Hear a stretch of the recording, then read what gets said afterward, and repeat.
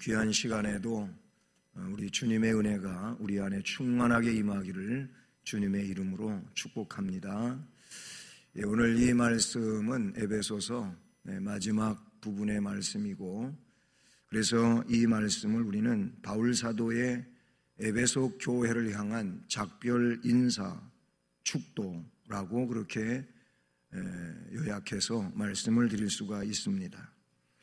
바로 이 축도는 모든 성도들에게 해당되는 복된 말씀이며, 신실한 성도들에게는 평안과 믿음을 겸한 사랑이 임하게 된다고 하는 것도 우리에게 교훈해 주고 있다는 사실이죠.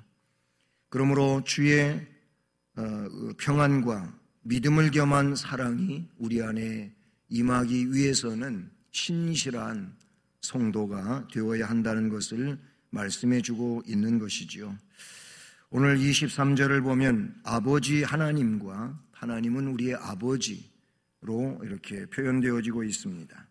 아버지 하나님과 주 예수 그리스도께로부터 평안과 믿음을 겸한 사랑이 라고 되어 있습니다. 이 평안과 또 믿음을 겸한 사랑은 오직 아버지 하나님과 주 예수 그리스도께로부터만 오는 것입니다. 세상에 그 어떤 것을 이 평안으로 말할 수도 없고 믿음을 겸한 사랑으로도 말할 수가 없습니다. 주님은 요한복음 14장 27절에서 평안을 내가 너희에게 준다고 말씀하시고, 이 평안은 세상이 주는 것 같지가 않다고 그렇게 말씀하고 있습니다. 다시 말하면 하나님이 주시는 평안은 세상에서 얻을 수 있는 게 아니고 하나님께서 주시는 것, 혹은 하나님께로부터 오는 것이라고 말씀해 주고 있는 것이죠. 오늘 이 시간에도, 그리고 여러분 앞으로의 삶 속에도 오늘 이 23절과 같은 말씀처럼 아버지 하나님과 주 예수 그리스도께로부터 평안과 믿음을 겸한 사랑이 있기를 주님의 이름으로 축복합니다. 다른 데서 이 평안을 구한다거나 아니면 믿음과 사랑을 구하는 자 되지 말고 아버지 하나님께, 우리 주님께 이 평안과 믿음과 사랑을 구하는 은혜자가 되기를 주님의 이름으로 축복합니다. 하나님의 은혜는 변함이 없습니다.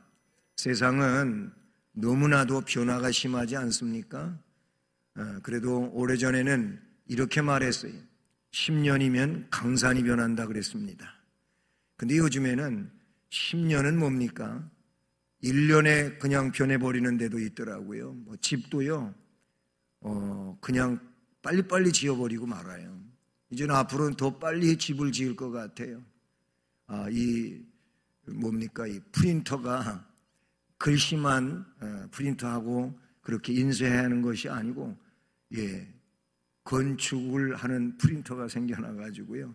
그래서 집을 프린터로다가 짓습니다. 실제로 지금 짓고 있습니다. 모델로 몇 개 지었는데 그냥 하루 만에도 지어내는 이런 상황이 돼버리고 말았어요. 그러니까 재료만 갖다가 기계에 공급해주면은 사람이 하는 게 아니라 기계가 다니면서 벽도 쌓고 하면서 집을 짓습니다.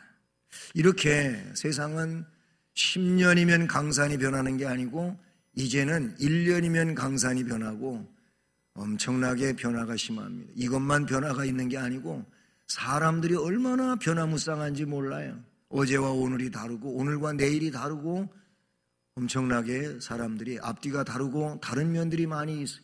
그래서 속고 살고 속이고 살고 이렇게 세상을 사는 게 어쩌면 현대 사회가 아닌가 그렇습니다. 그런데요, 우리 하나님은 변함이 없으십니다. 성경에 보니까 회전하는 그림자도 없으시다고 말씀하고 있어요.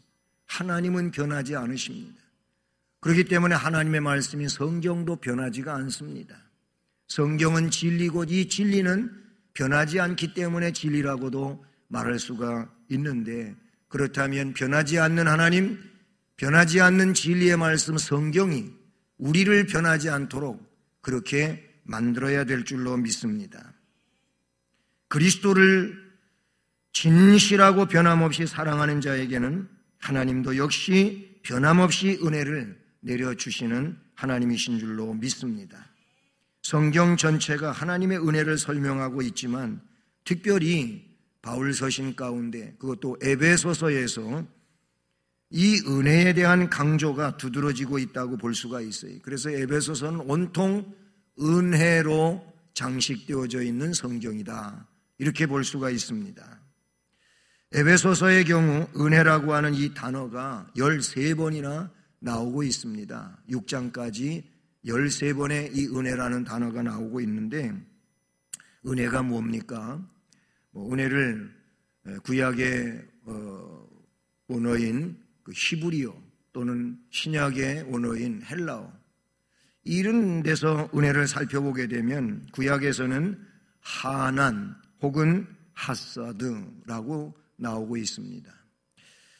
이 하나는요, 어떤 의미를 가지고 있느냐 하면은 아랫사람에게 호의로 몸을 윗사람이 굽히는 이 내용을 말합니다.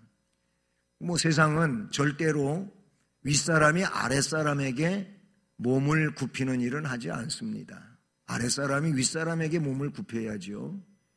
그런데 은혜라고 하는 말은 세상과 완전히 정반대입니다. 위에 계신 분이 아래에 있는 사람에게 몸을 굽힌다라고 하는 의미에서 이 하난이라고 하는 히브리어 단어를 썼다고 하는 겁니다. 결국 이 말의 의미가 뭐냐면, 은혜라고 할 때 이것은 하향적이라는 거예요. 상향적이 아니라는 것이죠. 그래서 위에서 아래로 내려온 것이 은혜라는 내용인 것입니다. 하사드는 어떤 겁니까? 이것은 친절하게 인사한다 혹은 친절을 베푼다 라는 그런 의미를 지니고 있어요. 그러니까 은혜는 절도와 질서를 전제로 한 하나님의 친절, 하나님의 호의라고 그렇게 볼 수가 있는 것이죠. 신약에 와서 카이로는 유쾌하게 되다, 행복하다, 기쁨, 너그러움, 이런 내용을 설명할 때 카이로라고 하는 단어를 씁니다. 은혜는 우리의 삶을 유쾌하게 만들어주고 행복하게 만들어주고 기쁘게 만드는 것이 은혜인 줄로 믿습니다. 카리스는 앞에서 설명되었지만은 호의, 선물, 감사할 가치가 충분한 이런 내용으로서의 뜻을 지니고 있습니다. 그러니 은혜라고 하는 것은 하나님께서 죄인인 우리를 호의로 베풀어서 선물을 주신 것, 이것이 은혜라는 것이죠. 때문에 은혜는 감사할 가치가 있고 뜻이 있는 내용이라고 볼 수가 있습니다. 최상의 카리스, 최상의 은혜가 뭘까요? 최상의 은혜는 하나님의 구원인 줄로 믿습니다. 우리가 멸망의 세상에서 구원을 받아서 멸망의 지옥이 아닌 영생의 천국으로 우리를 영역 이동시켜 주신 이것이야말로 하나님의 최상의 선물로서의 은혜인 줄로 믿습니다. 우리가 따낸 것이 아니고 하나님이 우리에게 선물로 주셨다고 할 때 나 같은 자를 그런 은혜 안에 있게 하신 하나님 찬송하지 않을 수 없음을 믿습니다. 에베소서에서 사용한 은혜라는 단어는 바로 카리스입니다. 앞에 여러 가지 설명을 드리지 않았습니까? 카이로, 헬라어로 말하면 카이로와 카리스인데 에베소서에서 사용한 것은 카리스라는 단어인데요. 주석가 바클레이, 영국 사람이죠. 이분은 이 은혜, 즉 카리스를 뭐라고 말했느냐 하면 매력 덩어리라 그랬습니다. 매력이 있다는 겁니다. 정말 은혜만큼 매력이 있는 게 없어요. 여러분, 은혜를 매력으로 느끼는 사람은 은혜 받은 자인 줄로 믿습니다. 은혜를 매력으로 느낄 줄 모르는 사람은 은혜를 못 받은 거예요. 이 말의 의미를 여러분이 이해하실 수 있기를 주님의 이름으로 축복합니다. 정말로요, 은혜는 매력 있는 사건이고 은혜는 사람을 매력 있게 만들어줍니다. 그래서 은혜 받은 사람들을 보게 되면은 사람이 달라 보이는 겁니다.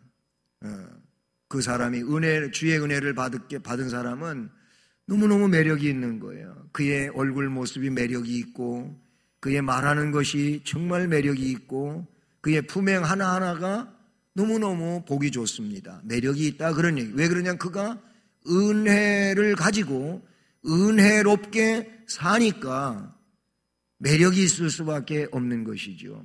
은혜 받았다고 하면서 은혜를 받았다고 하면서 말하는 거 보니까는 이게 좀 안 좋은 표현이지만 저질이요. 그러면 그게 은혜 받은 거겠냐고요. 은혜 받으면 언어가 달라져야지. 은혜 받았으면은 그의 얼굴이 맨날 찌푸리고 신경질적이고 이러면 그게 은혜가 있는 거냐고요. 은혜가 없는 거잖아요. 나 은혜 없습니다 얼굴에다 벌써 써붙이고 다니는 건데 그러면서도 나 은혜 받았다고 뭐 성령 충만하다고 그러면 그게 은혜 있는 거냐고. 은혜 받은 사람은 달라집니다. 바뀌어지게 되어 있습니다. 변화되어진다 그런 얘기인 것이죠. 예? 그 은혜 받은 사람은 맨날 원망하고 불평하고 좌절하고 낙심된 말을 하고 다니는 것이 아니고 은혜롭게 말합니다. 하나님을 찬송하고 하나님의 능력을 선포하고 그 하나님께 감사를 드리고 실제적으로 찬송하면서 행복하게 살아가게 되는 줄로 믿습니다. 할렐루야. 인생을 살아가면서도 나이가 들면 그 얼굴 본인이 책임져야 된다는 말이 있어요. 그 말의 의미가 뭡니까? 자기의 인생의 경륜을 얼굴을 찌푸려 가지고 인생이 불행한 인생이라고 스스로 그렇게 표현하고 살면 안 되는 거예요. 오히려 인생의 경륜을 가지고 행복한 심령으로서 표현되어질 수 있는 것, 복된 인생을 산 은혜자인 줄로 믿습니다. 은혜는요 매력 있는 겁니다. 정말 은혜 받은 사람은 매력이 있어요. 그래서 저분하고는 함께하고 싶고 그냥 뭔가 이 얘기를 듣고 싶고 뭔 은혜가 또 저분에게는 있는가 알아보고 싶고 매력 있는 겁니다. 매력 있는 은혜자들이 되기를 주님의 이름으로 축복합니다. 그러니까 이 시간 거울은 없지만 예쁜 얼굴로 화사한 얼굴로 거울에 비춰진 것처럼 그리고 좀 저를 쳐다보십시오. 여러분이 안 그렇다는 얘기가 아니고 우리가 그래야 된다는 말이죠. 그래서 사람들에게 호감 있는 그런 미소를 지닌 얼굴 모습 참 아름답지 않습니까? 저분은 도대체 뭐 때문에 저렇게 매일같이 기쁜 거야? 뭔 또 큰 즐거움이라도 있는 거야? 왜 저 사람은 그런데 나는 그렇게 못하지? 좀 이런 도전을 받아야 도전을 주는 얼굴로 살아갈 수 있기를 주님의 이름으로 축복합니다. 은혜를 받으면 받을수록 멋있어요. 매력이 있어요. 감사할 가치가 있어요. 행복해 보여요. 기쁨이 넘치고 기분이 늘 좋습니다. 엔돌핀 흘러넘칩니다. 다이돌핀 만들어집니다. 누가? 은혜 받은 사람이 그런 겁니다. 그러니까 은혜 받아야 되는 거예요. 목숨 걸고 은혜 받아야 될 줄로 믿습니다. 이게 은혜, 이런 것들이 은혜입니다. 그러면 은혜를 받는 비결이 뭘까? 그럼 이런 은혜를 받아야 되는데 오늘 말씀을 보게 되면은 은혜 받는 비결은 그렇게 어렵지 않습니다. 대단한 수학 공식을 배워야 되고 아니면 놀라운 것을 깨달아야 되는 것이 아니고 아주 단순하고 그렇습니다. 오늘 말씀 24절을 보면 우리 주 예수 그리스도를 어떻게 변함없이 뭐하는 자? 사랑하는 모든 이들에게 은혜가 있을지어다 그랬어요. 이 변함이 없는 게 은혜를 받는 비결인 줄로 믿습니다. 변하지 말아야 돼요. 이 말의 의미는 뭐냐면은 너무 변하기를 잘한다는 거예요. 변하기를 잘해. 오죽하면 변덕이 죽을 듯한다고 하는 말이 있습니다. 이 얘기 나오면 참 재미있어가지고 제가 또 설명하고 그러는데 제가 죽을 써봤거든요. 예, 죽을 끓여봤어요. 제가 실제로 언제 어머니가 아팠을 때에도 제가 죽을 끓여봤고, 그리고 집에 아내가 아플 때도 제가 죽을 끓여봤어요. 많이 아픈 날은 없지만 그래도 아팠을 때가 있었거든요. 그래서 죽을 끓여봤는데, 죽을 끓이면은요, 죽이 끓기 시작하면은요, 얘가 대중이 없어요. 꼭 마치 오락실 같은데 지금은 있는지 잘 모르겠습니다만은 지나가다가 보면 두더지라는 게 있습니다. 이만한 개짝 같은 상자에 두더지가 이렇게 굴 속에 들어가 있어요. 그 머리만 뿅 이렇게 나와요. 그래 망치 가지고 그 나오는 거를 때려야 점수가 올라가는 이게 있습니다. 이 오락기계 중에 하나인데 저도 해봤거든요. 이게 좀 예측이 불가하고, 그래서 이 판단력, 순발력이 있는 사람은 이게 잘 되는데, 제가 여기서 나오는데 여기 갖다 때리는 사람이 있더라고요. 그러면 안 돼. 근데 이 죽 끓는 게 그런 것 같아요. 죽을 끓으면 구멍이 생겨요. 끓는 구멍이 생겨요. 그 안에 그 수증기, 이게 이제 폭발을 해야 되는데 구멍이 생기면서 여기서 풀떡, 여기서 풀떡, 저기서 풀떡 이래요. 진짜 소리가 풀떡 그래요. 정확하지 않습니까? 네. 제가 끓여봤으니까 알아요. 근데 이게 변화가 아주 굉장히 심해요. 여기서 풀떡, 저기서 풀떡 그러는 게 이걸 가리켜서 변덕이 죽을 듯한다 그러는 거예요. 이게 종을 못 잡아, 이 사람에 대해서는. 도대체 언제 어떻게 달라질지가 몰라요. 사람이 이러면은 믿을 수가 없는 거죠. 그 사람 믿을 수가 없어요. 그런 사람을 가리켜 오늘 말씀에서는 뭐냐면은 변함 없어야 되는데 변화가 너무 심하다는 거예요. 그런 사람은 은혜를 못 받아. 은혜가 있을 수가 없어요. 그 자체가 은혜롭지 못한 거예요. 그래서 말씀에 우리 주 예수 그리스도를 변함없이 사랑하는 모든 사람들에게는 은혜가 있을지어다, 이렇게 말씀하고 있는 줄로 믿습니다. 바로 이 구절 속에 은혜의 비결이 드러나 있지 않습니까? 그 첫째가 뭐냐면 변함없이 사랑해야 돼요. 변함없이 주님을 변함없이 사랑해야 될 줄로 믿습니다. 이 변함없이라고 하는 말에는 두 가지 의미가 담겨져 있어요. 하나는 뭐냐면 썩지 않는다고 하는 의미를 담고 있어요. 썩어지지 않는다. 세상 것은 다 썩어지지요. 부패되지요.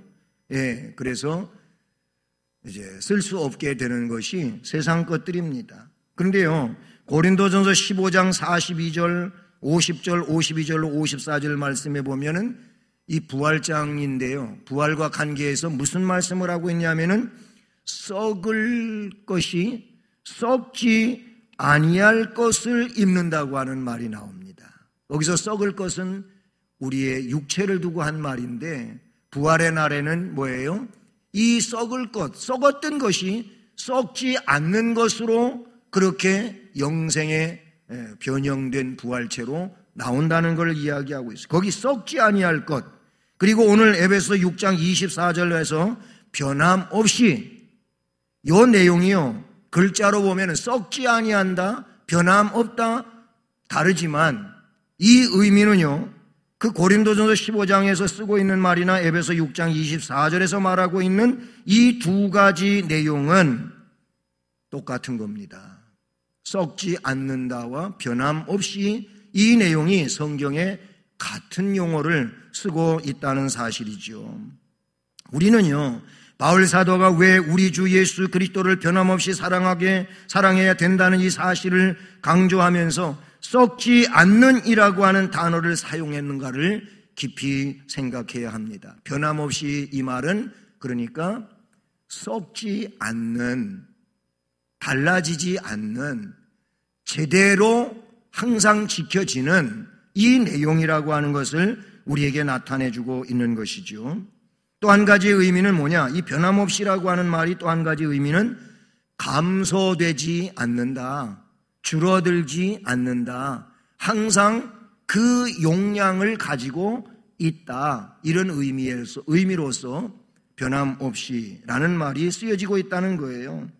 흔히 사랑이 식었다고 하는 것은 그 사랑의 원형이 변질됐다든지 아니면 그 사랑의 양이 줄었다고 할 때에 그 사랑이 식었다 혹은 달라졌다 이렇게 말하고 있어요.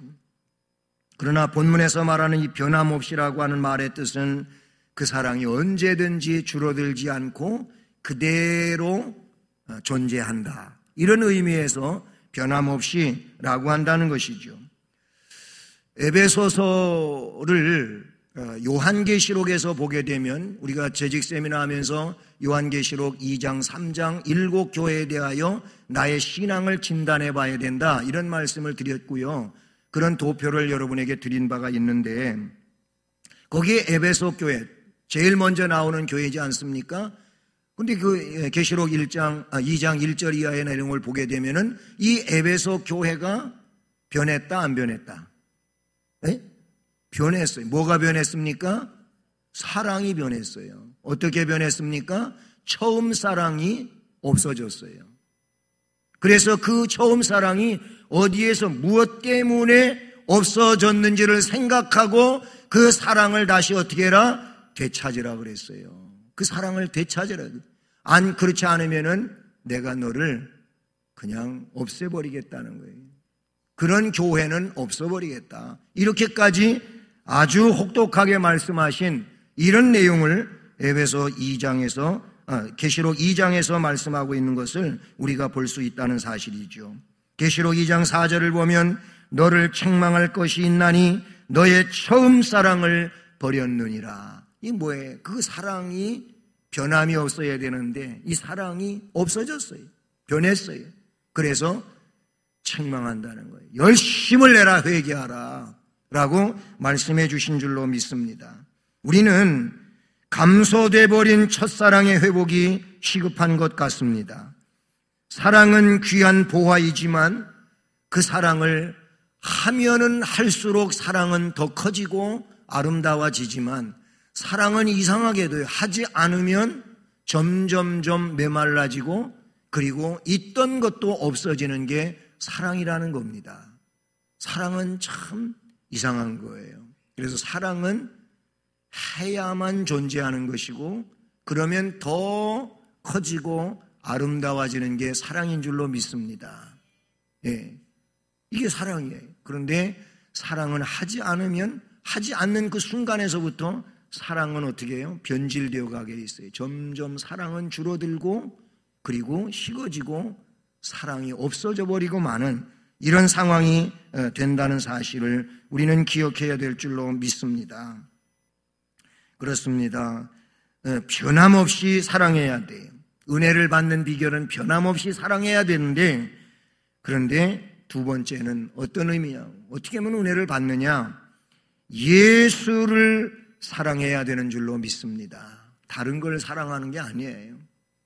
우리 주 예수 그리스도를 변함없이 사랑하는 모든 자에게 은혜가 있을지어다 그랬어요.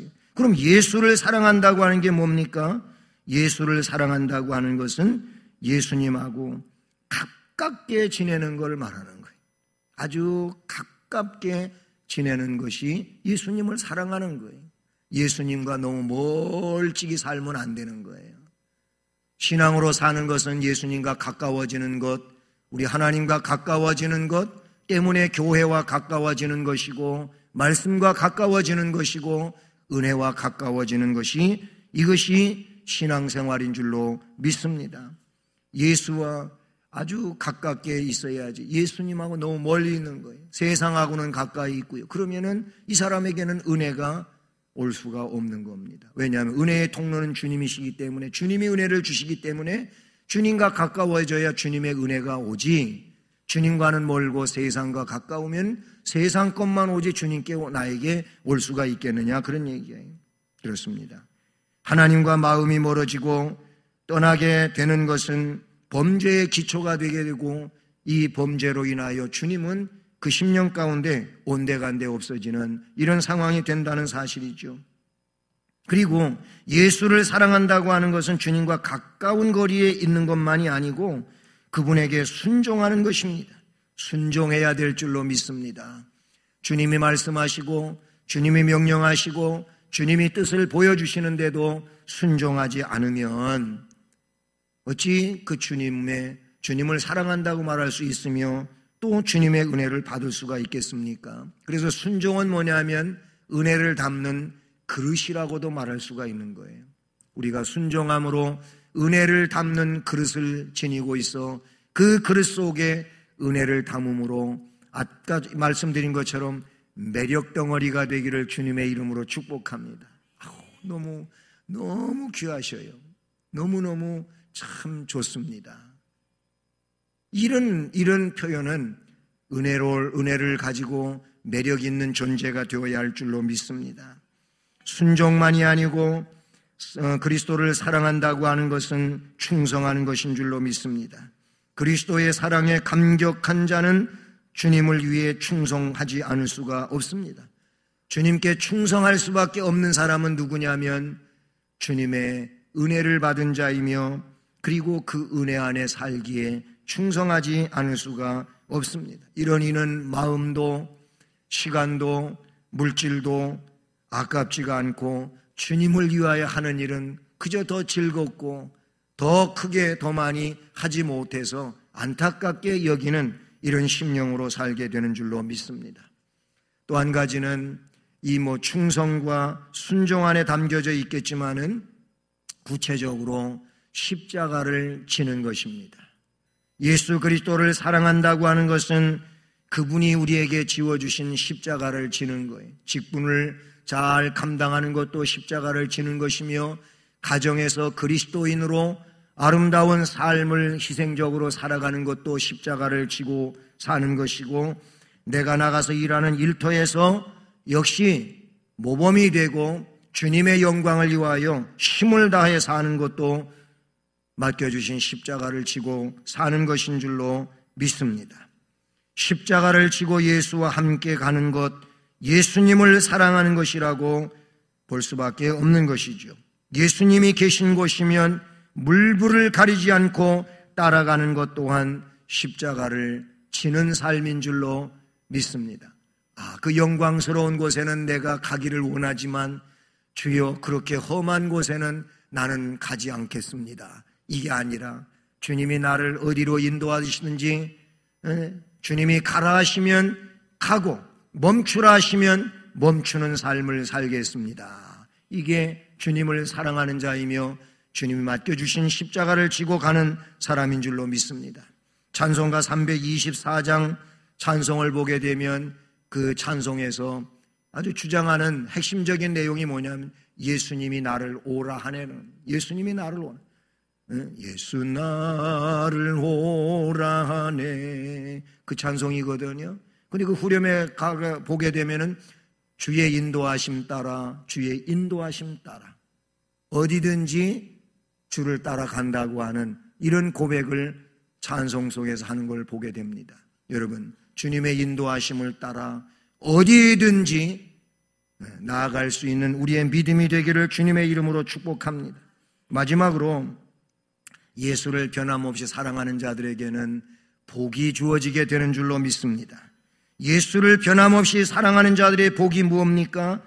바로 이것은 말할 수 없는, 측량할 수 없는, 세상에서 어떤 것들로 비교할 수 없는, 그리고 그 내용을 돈으로 환산할 수 없는 것이 우리 예수를 변함없이 사랑하는 자들에게 주시는 복인 줄로 믿습니다. 노아도 그랬습니다. 요셉도 그랬습니다. 다윗, 다니엘, 스데반 모든 믿음의 선진들 바로 이런 주님을 변함없이 사랑하다가 어떤 이는 인생을 다 보내고 말았어요. 어떤 이는 예수님을 변함없이 사랑하다가 순교를 당하기도 했습니다. 그런데 이들에게 복이 주어져요. 노아 같은 경우에는 어떤 복을 받습니까? 홍수 심판 속에서 구원을 받습니다. 요셉은 애굽에 가서 총리가 되는 영광을 누리게 됩니다. 다니엘도 역시 포로민이었지만 임금이 바뀌어 황제가 바뀌어도 그는 총리의 자리에서 떠나지 아니하는 이런 역사를 이루게 되는 겁니다.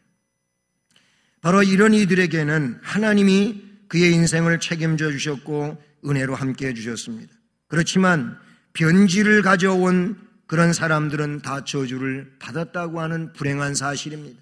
처음엔 안 그랬는데 좀 세월을 살다가 이들이 변질됐어요. 변질. 고라 자손들 그랬어요.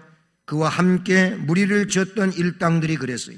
아간도 사울왕도 많은 변질된 왕들도 그렇고 가룟 유다, 신약에 와서 아나니아와 삽비라 같은 사도행전의 인물들을 볼 때에도 이들도 역시 처음부터 그랬던 사람들이 아니에요. 처음에는 헌신하겠다고 했고 그렇게 헌신을 결단하기도 했었고 그 길을 실제로 살아오기도 했었는데 어느 순간에 세상적 욕심이 생겨나가지고 변질이 된 겁니다. 그래가지고 문제가 참 불행하게 된 이런 사건들을 우리는 보게 되는 것이죠. 사랑하는 여러분, 누가복음 1장 26절로 38절 이 부분은 이제 성탄절 전후해 가지고 말씀을 많이 전하게 될 텐데요. 여기 보면 천사 가브리엘이 처녀 마리아를 찾아와 가지고 아들을 낳게 되리라는 소식을 전해지는 기사가 나옵니다. 그런데요, 그 천사 가브리엘이 마리아에게 와가지고 뭔 얘기를 하냐면 은혜를 받은 자여 평안할지어다 이런 말씀을 하고 있어요. 주께서 너와 함께 하시느니라. 아멘. 거기 보면 천사, 기쁜 소식을 전해주는 천사 가브리엘이 와가지고 그 마리아, 동정녀 마리아에게 말하기를 은혜를 받은 자여 평안할지어다. 그래서 은혜를 받으면 이런 하나님의 은혜가 임하게 되면 그 마음속에 평안이 있게 되는 줄로 믿습니다. 이 평안은 앞에서도 말씀을 드렸지만 세상에서 돈 주고 살 수 있는 게 결코 아니라고 하는 사실을 기억할 수 있기를 바랍니다. 또한 은혜를 받은 사람에게 복이 뭡니까? 두려움이 사라지는 줄로 믿습니다. 앞에 평안이 두려움을 내쫓기도 하겠지만은 어쨌든 은혜를 받게 되면은 두려움이 사라져요. 그래서 가브리엘 천사가 마리아에게 뭐라고 말하냐면 무서워 말라. 내가 하나님께 은혜를 입었느니라. 아멘. 은혜를 하나님께로부터 입었기에 무서워하지 말라 그랬어요. 은혜를 받으면 두려움, 공포, 불안, 초조, 좌절감 이런 현대인들이 흔히 겪을 수 있는 정신적 건강과 질환으로부터 해방이 된다는 사실을 우리 기억할 수 있기를 주님의 이름으로 축복합니다. 우리 성도들은 은혜 없이는 못 사는 존재들인 것입니다. 우리는 다 은혜로 사는 자들인 줄로 믿습니다. 우리 주 예수 그리스도를 변함없이 사랑하는 여러분들에게 은혜가 있기를 축원합니다. 시편 15편 1절로 5절 말씀을 마지막으로 읽어드리면서 오늘 말씀을 마무리하려고 합니다. 거기 말씀해 보면 여호와여 주의 장막에 유할 자가 누구오며 주의 성산에 거할 자가 누구오니까 정직하게 행하며 공의를 일삼으며 그 마음에 진실을 말하며 그 혀로 참소치 아니하고 그 벗에게 행악까지 아니하며 그 이웃을 회방치 아니하며 그 눈은 망령된 자를 멸시하며 여호와를 두려워하는 자를 존대하며 그 마음에 서원한 것은 해로울지라도 변치 아니하며